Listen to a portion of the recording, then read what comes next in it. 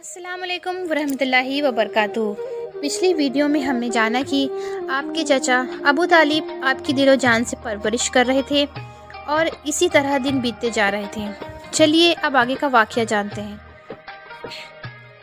ابو طالب جب بھی کسی سفر پر جاتے تھے تو آپ پیغمبر حضرت محمد صلی اللہ تعالیٰ علیہ وسلم کو اپنے ساتھ لے کر جاتے تھے، کیونکہ اس زمانے میں سفر بہت لمبا ہوا کرتا تھا، 1 ڈیڑھ مہینے کا سفر ہوتا تھا، اور ابو طالب نہیں چاہتے تھے کہ یہ معصوم سا بچہ جس کے نہ والد نہ والدہ کا سہارا نہ کوئی دادا کا سہارا ہے، اس کو کسی اور کے بھروسے چھوڑ کر جاؤں اور اس کو تکلیف ہو۔ میری بہنوں، ابو طالب ایک بار اپنے قافلے کے ساتھ ملک شام کی طرف تجارت کے لیے روانہ ہوئے۔ یاد رکھیں، پہلے عرب میں جو لوگ تھے، خاص کر قریش کے لوگوں کا امپورٹ ایکسپورٹ کا بزنس ہوا کرتا تھا، یعنی کہ وہ ایک جگہ سے سامان خریدتے تھے اور دوسری جگہ لے جا کر اس کو بیچ دیتے تھے۔ اس طرح سے وہ لوگ سامان خریدتے اور بیچتے تھے۔ اسی کام کے سلسلے میں ابو طالب اپنے قافلے کے ساتھ ملک شام کی طرف نکلے۔ ساتھ میں آپ نے پیغمبر حضرت محمد صلی اللہ تعالیٰ علیہ وسلم کو بھی ساتھ لے لیا اور آپ کو ایک اونٹنی پر سوار کر دیا۔ ابو طالب کا جب یہ قافلہ ملک شام کے بارڈر پر پہنچا تو رات ہو چکی تھی، اس لیے انہوں نے وہیں پر اپنا پڑاؤ ڈالا تاکہ وہ وہیں پر رات گزار سکیں اور اپنی تھکان دور کر سکیں۔ میری بہنوں، آپ کو بتا دوں کہ اس زمانے میں راہب ہوا کرتے تھے جو ایک جگہ سے دوسری جگہ پیدل جایا کرتے تھے۔ اس زمانے میں ایک عیسائی راہب تھا، یعنی کہ کرسچن راہب تھا، جو لوگوں کی رہنمائی کرتا تھا۔ وہ کبھی اپنے گھر سے باہر نہیں نکلتا تھا، یعنی کہ وہ ہمیشہ اپنے گھر کے اندر ہی رہا کرتا تھا۔ جب اس کو معلوم چلا کہ ان کے سامنے کسی نے پڑاؤ ڈالا ہے تو وہ دوڑتا ہوا ان کے پاس آیا اور پیغمبر حضرت محمد صلی اللہ تعالیٰ علیہ وسلم کو گود میں اٹھا لیا اور ابو طالب سے کہنے لگا کہ یہ بچہ ساری دنیا کا سردار بن کر آیا ہے۔ اس کی یہ بات سن کر ابو طالب حیران ہوئے اور پوچھنے لگے کہ تمہیں کیسے پتا؟ تم کو کس نے بتایا کہ یہ بچہ ساری دنیا کا سردار بن کر آیا ہے؟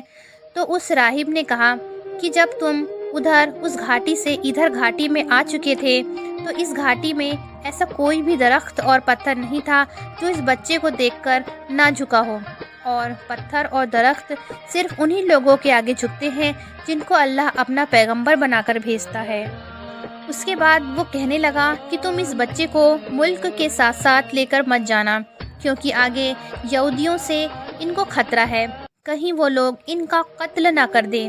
میں اس بچے کو اچھی طرح سے پہچانتا ہوں، کیونکہ تورات اور انجیل میں ان کے رسول ہونے کا ذکر آیا ہے، اور میں اس بچے کو اچھی طرح سے پہچانتا ہوں۔ ان کی پیٹھ کے نیچے ایک سیب کی طرح جو نبوت کی مہر لگی ہے، اس مہر سے بھی میں ان کو پہچانتا ہوں، لہٰذا تم ان کو ملک شام لے کر مت جانا۔ میری بہنوں، اب ابو طالب کو اس راہی کی باتوں پر یقین آ چکا تھا کہ وہ جو کہہ رہا ہے بالکل سچ کہہ رہا ہے۔ اس کے بعد ابو طالب نے کسی شخص کے ذریعے سے پیغمبر حضرت محمد صلی اللہ تعالیٰ علیہ وسلم کو واپس مکہ میں پہنچا دیا، کیونکہ ابو طالب کو اب یہ معلوم ہو چکا تھا کہ یہ جو بچہ ہے یہ کوئی معمولی بچہ نہیں ہے، یہ بچہ خاص مرتبے والا بچہ ہے۔ اس کے بعد ابو طالب آپ کی پرورش اور آپ کی حفاظت کے معاملے میں اور زیادہ چوکنے ہو گئے اور آپ کی ہر طرح سے حفاظت کرنے لگے۔ اس کے بعد جب آپ جوان ہو گئے تو آپ پیغمبر حضرت محمد صلی اللہ تعالیٰ علیہ وسلم کی سچائی اور ایمانداری کو دیکھ کر ایک بار حضرت خدیجہ رضی اللہ تعالیٰ عنہا نے آپ کو اپنا مال دے کر شام میں تجارت کے لیے بھیجا اور ساتھ میں اپنے ایک غلام کو بھی لگا دیا۔ اللہ کے فضل و کرم سے تجارت میں بہت فائدہ ہوا۔ حضرت خدیجہ کے غلام جن کا نام مسیرہ تھا، انہوں نے بھی آپ کی ایمانداری اور اچھے اخلاق کی خوب تعریف کی۔ مسیرہ کی یہ باتیں سن کر حضرت خدیجہ آپ کی طرف مائل ہوئیں، یعنی کہ آپ پیغمبر حضرت محمد صلی اللہ تعالیٰ علیہ وسلم کی اور پربھاوت ہوئیں، اور اس کے بعد آپ نے خود ہی پیغمبر حضرت محمد صلی اللہ تعالیٰ علیہ وسلم کو نکاح کرنے کا پیغام بھیجا۔ میری بہنوں، میں آپ کو بتا دیتی ہوں کہ حضرت خدیجہ رضی اللہ تعالیٰ عنہا عرب میں ایک کامیاب بزنس مین وومن تھیں اور اپنے بیوپار سے ہوئی کمائی کو حضرت ختیجہ غریب، اناز، ودوا اور بیماروں کو بانٹ دیا کرتی تھیں۔ انہوں نے ان گنت لڑکی اور لڑکیوں کی شادی کا خرچہ بھی اٹھایا تھا اور اس طرح ایک بے حد نیک اور سب کی مدد کرنے والی عورت کے روپ میں اسلام میں ہی نہیں بلکہ پوری دنیا کے اتہاس میں ان کا بڑا یوگدان رہا۔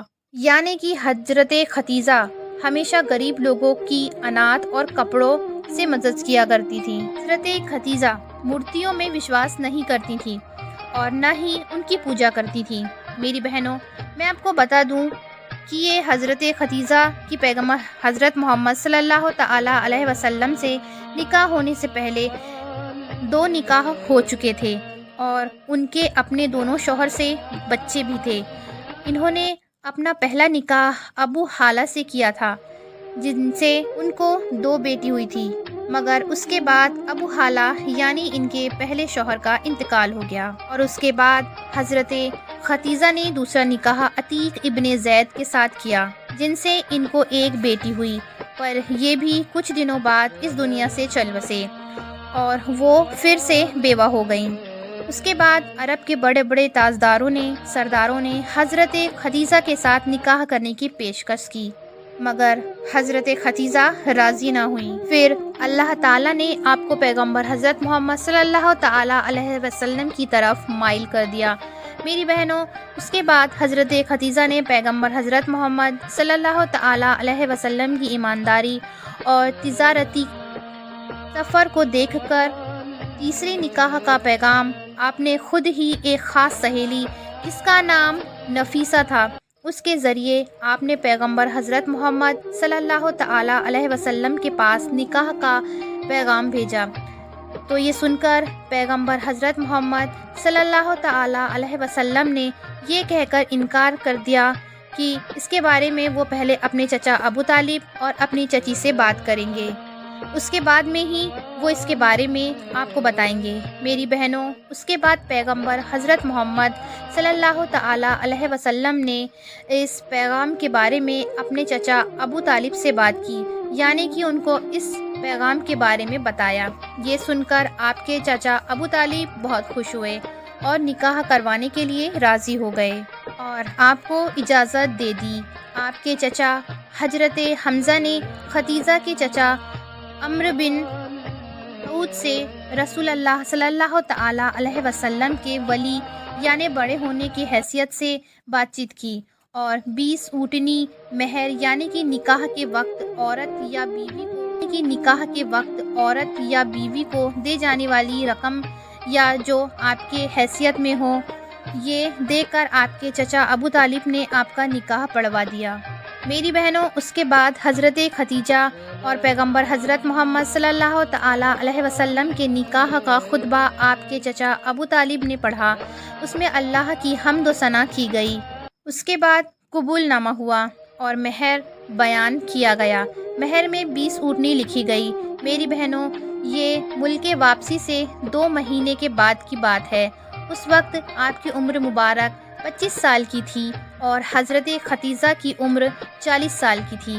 حضرت ختیجہ آپ کی پہلی بیوی تھی۔ حضرت ختیجہ کے جیتے جی آپ نے کسی اور عورت کے ساتھ نکاح نہیں کیا۔ آپ کی تمام اولادیں بھی انہی سے ہوئیں، صرف حضرت ابراہیم حضرت ماریہ سے پیدا ہوئے تھے۔ میری بہنوں، پیغمبر حضرت محمد صلی اللہ تعالی علیہ وسلم اور حضرت ختیجہ رضی اللہ تعالی عنہا کی اولادیں یہ ہیں، یعنی کہ آپ کی اولادوں کے نام یہ ہیں۔ پہلی اولاد کا نام قاسم ہے، دوسری زینب، تیسری رقیہ اور پھر ام کلثوم اور پھر فاطمہ اور پھر عبداللہ۔ آپ کے تمام بیٹے بچپن میں ہی انتقال کر گئے تھے، البتہ آپ کی بچیوں نے آدھی نبوت کو پایا، ایمان لائیں اور ہجرت بھی کی، اور سب کی سب آپ کی زندگی میں ہی انتقال کر گئیں۔ صرف حضرت فاطمہ رضی اللہ تعالی عنہا آپ کے اس دنیا سے پردہ فرما جانے کے 6 مہینے بعد اس دنیا سے رخصت ہو گئیں۔ میری بہنوں، ذرا سوچئے اللہ کے پیغمبر نے کتنا صبر کیا ہوگا۔ حضرت فاطمہ کو چھوڑ کر ان کی ساری اولادیں ان کے جیتے جی ان کو چھوڑ کر چلی گئیں۔ پر پھر بھی انہوں نے کبھی بھی شکوہ نہیں کیا، اور ہم گنہگار بندے چھوٹی چھوٹی سی بات پر اللہ سے شکوہ کرتے ہیں۔ اللہ ہم سبھی کو نیک ہدایت دے۔ اگر